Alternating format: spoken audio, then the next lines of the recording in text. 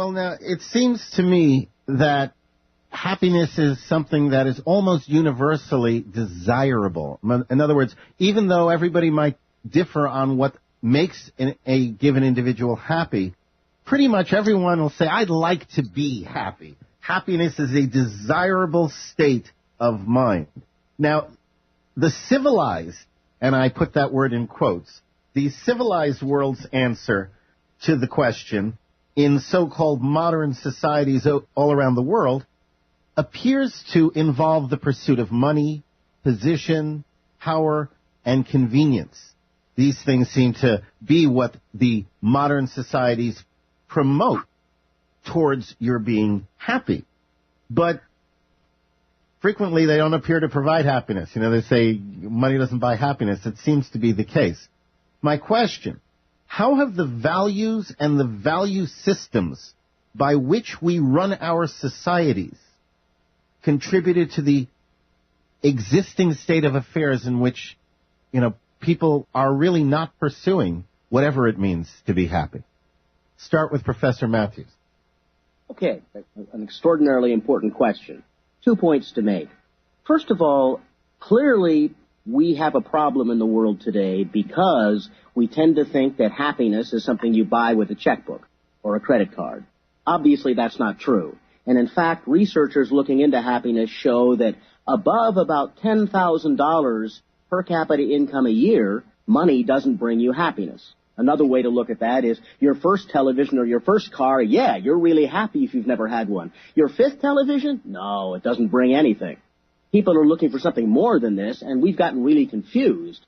Erich Fromm wrote a wonderful book, To Have or to Be, and saying that being is more important than having, but I think in our world, with all these advertisements we see and so on, we still get confused by that. If only I have this, I'll be happier. And advertisements tell us this. That's not a good way to live.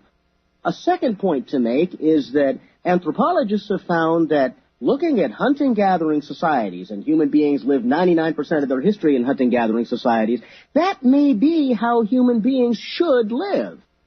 For example, you go back and look at the archaeological remains, you don't find battered child syndrome among hunting-gathering societies. You don't find depression. This may be a modern matter because we're used to living in small groups being together. We don't have that today. We are alone much more than before in history.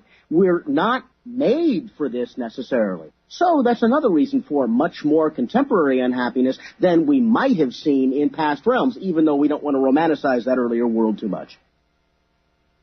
Kimberly, as a social worker, you encounter people all the time who have, you know, all kinds of things going on for them. So they're very unhappy. Okay. Now, how have the values and the value systems in our societies contributed to that state of affairs?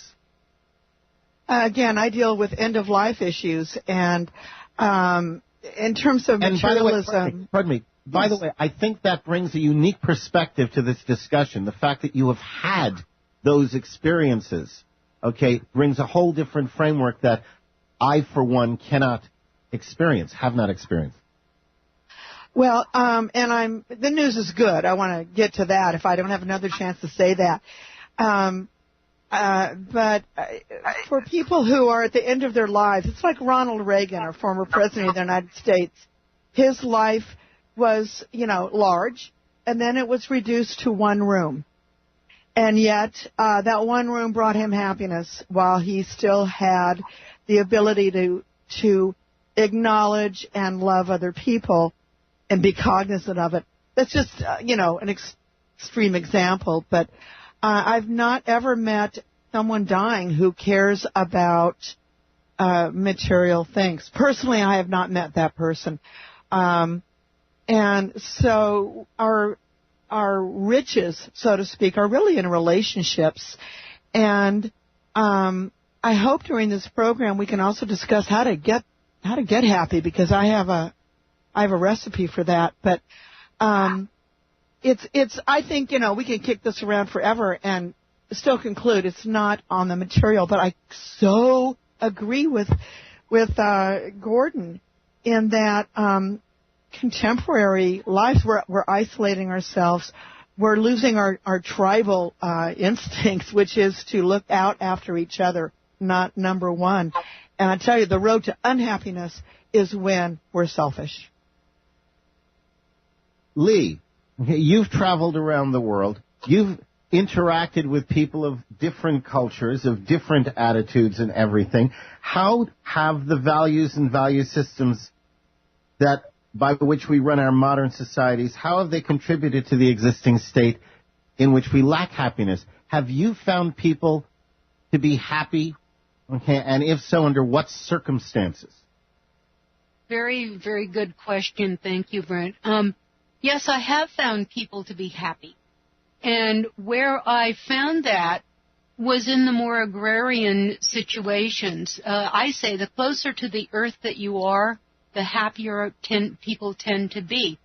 The other circumstance in which I found a tremendous amount of happiness was something I think that has been lost also in our culture in the United States, is the sense of family. An immediate family that gives you that sense of safety, the sense of acceptance, not always agreement. In fact, that might be the last thing. But even in the disagreement is the knowledge that I am part of this family, and this family is here for me when I need it, and I am there for them when they need it. And in those environments, in those cultures, I saw people in Kenya with, like Kimberly said, with next to nothing. I mean, these people would wash aluminum foil so they could use it again. They used salad dressing bottles to get their milk. By our standards, they had nothing. And I saw the happiest people I've ever seen.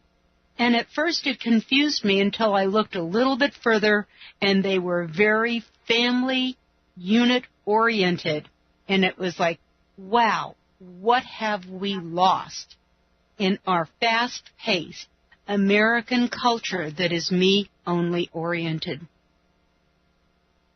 So can you expound a little on this tribe, this you said in Kenya, this tribe? You were saying that they were happy. How did they manifest that happiness? I mean, how do you know that they were happy? You obviously knew that they were poor. I heard laughter. I saw dancing. I saw people greeting each other with an openness and a joy to see each other. Instead of what I have witnessed in the United States is, how are you? Fine, goodbye. It was a relationship, and I don't know that I can put words to it. I believe it's something where they say that travel enriches your life, and the experience is what enriched my life, not the dissection of what I saw. Might it be fair to suggest that happiness is a state that we achieve when we are content with who we are as beings? If I am content with who I am, is that sufficient? Is that a reasonable definition, if you will, of happiness, Professor Mathews?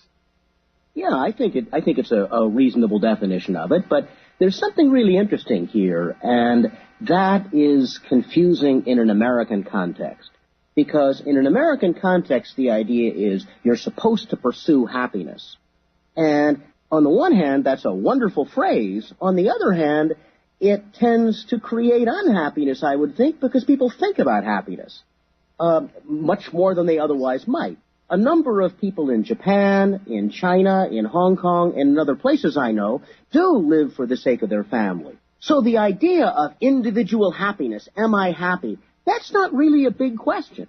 Instead, they belong to their social group, to their family. They don't ask these questions, and that might actually be a good thing. Maybe, and this is kind of a subversive thought, but maybe the pursuit of happiness itself guarantees that we can't be happy because we're giving it too much thought. Or another way to look at it, individual rights and the idea of I am an individual guarantees a lack of happiness because we die.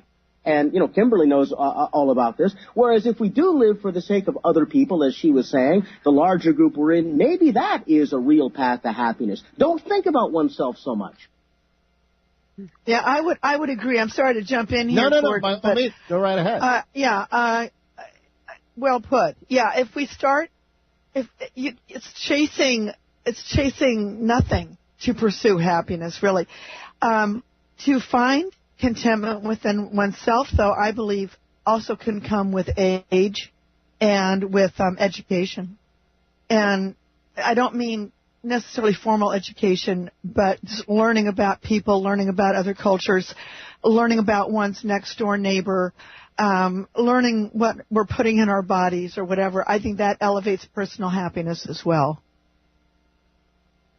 I would also like to jump in on that, and I think that Gordon and Kimberly have both verbalized it very well. I think we complicate it. Maybe just happiness is. That's a complete statement. Happiness is. It is a state of being, and when we get involved in the mental definition thereof, we miss the point entirely. It goes right by us because we're so busy thinking about it that it can come and go, and the fleeting moment evaporates before us. So I agree. I'm excited about the topic. Well, now, okay, what you've raised, however, Lee, is the issue of injustice. Now, I just with what I do every day, I see stories of injustice constantly. You know that. You're my producer. Injustice, whenever I experience it, I feel further from happiness than I feel at any other time. It ties my guts up in knots. The injustice seems to be incompatible with happiness. If that is true, how do we deal with injustice if the achievement of happiness is what we all want? I think they are two separate concepts. And I think that there is the possibility, and that is the key word, to find a level of happiness even with the injustice. The injustice is something that is external. It's going on outside you. Happiness is internal. So even though your world may be chaotic, upside down, you might be in the pits, the sun still rises and sunrise is gorgeous. Birds still sing. The music is beautiful.